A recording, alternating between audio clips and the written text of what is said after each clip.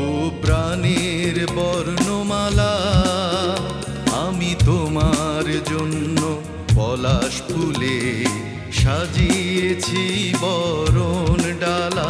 ও প্রাণের বর্ণমালা, আমি তোমার জন্য পলাশ ফুলে সাজিয়েছি বরণ ডালা।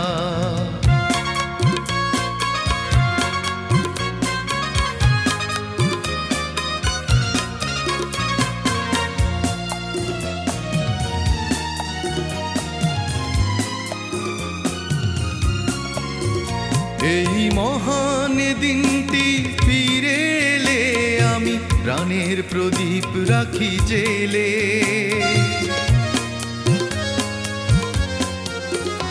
এই মহান দিনটি ফিরে এলে আমি প্রাণের প্রদীপ রাখি জেলে।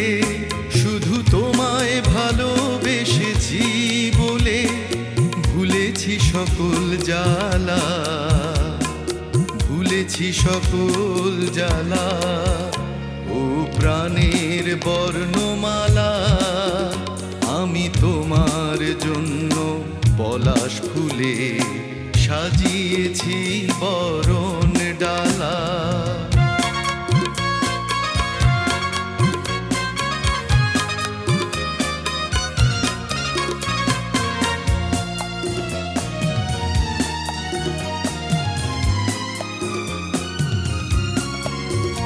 আমি এখন আমার মাকে ডাকি তোমার সুরে সুরে গায়ে দোয়েল পাখি। আমি এখন আমার মাকে ডাকি তোমার সুরে সুরে গায়ে দোয়েল পাখি। তাই তোমাকে দিতে এখন গাঁথি লাল পলাশের মালা, লাল পলাশের মালা। ও প্রাণের বর্ণমালা, আমি তোমার জন্য পলাশ ফুলে সাজিয়েছি বরণ ডালা। ও প্রাণের বর্ণমালা, আমি তোমার জন্য পলাশ ফুলে সাজিয়েছি বরণ ডালা।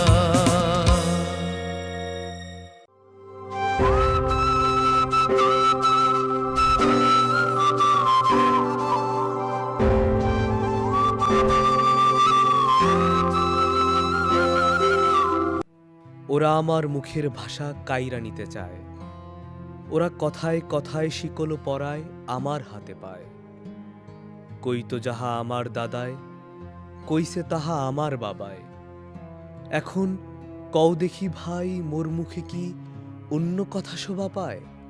সইমুনা আর সইমুনা, অন্য কথা কইমুনা। যায় যদি ভাই দিমু সাদের জান, এই জানের বদলে রাখুম রে ভাই বাপদাদার জবানের মান। যে শুনাইছে আমার দেশের গাঁও গ্রামের গান, নানান রঙের নানান রসে ভরাইছে তার প্রাণ।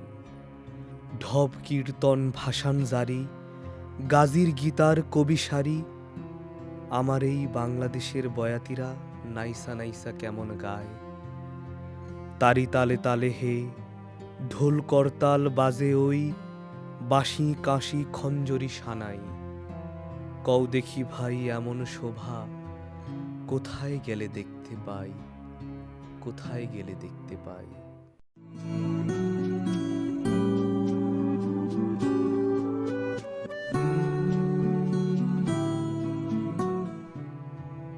বাংলা ভাষার প্রথম বইটির নাম বেশ সুদূর রহস্যময়। বইটির নাম চর্যাপদ। বইটির আরও কতগুলো নাম আছে। কেউ বলেন এর নাম চর্য বিনিশ্চয়, আবার কেউ বলেন এর নাম চর্য বিনিশ্চয়। বড় বিদঘুটে খটমটে এই নামগুলো, তাই এটিকে আজকাল যে মনোরম নাম ধরে ডাকা হয় তা হচ্ছে চর্যাপদ। বেশ সহজ সুন্দর এ নাম। বইটির কথা 20 শতকের গোড়ার দিকেও কেউ জানত না। 1907 খ্রিস্টাব্দ। পণ্ডিত মহামহোপাধ্যায় হরপ্রসাদ শাস্ত্রী ওই বছর যান নেপালে। নেপালের রাজদরবারের গ্রন্থাগার থেকে আবিষ্কার করে তিনি নিয়ে আসেন কয়েকটি অপরিচিত বই। এই বইগুলোর একটি হচ্ছে চর্যাপদ।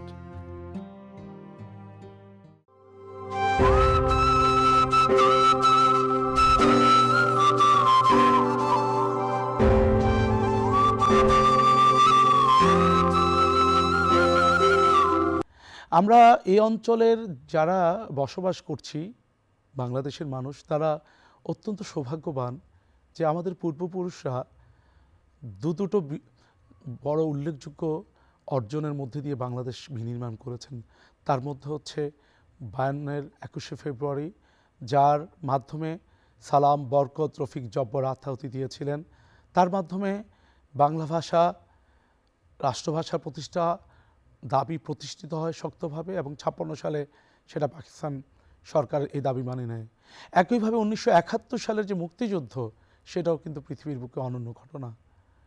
তা আমরা দেখছি এই ভাষা আন্দোলনের প্রেক্ষাপট আমরা যদি দেখি, এই দীর্ঘ ইতিহাস পরিক্রমা এবং ছাত্রদের আত্মত্যাগ, সেখানে ছাত্র জনতা রাজনৈতিক নেতৃত্বর চাপে যখন পাকিস্তান শাসক তারা দাবি মেনে নেয় 56-তে, এবং তৎপরবর্তী আমরা দেখি এই ভাষা আন্দোলনের যে প্রভাবও আমরা এর মাধ্যমে বুঝতে পারি যে 54-র যুক্তফ্রন্ট নির্বাচনেও আমরা দেখতে পাই যে ব্যাপক বিজয় ঘটে, যুক্তফ্রন্ট নির্বাচিত হয়।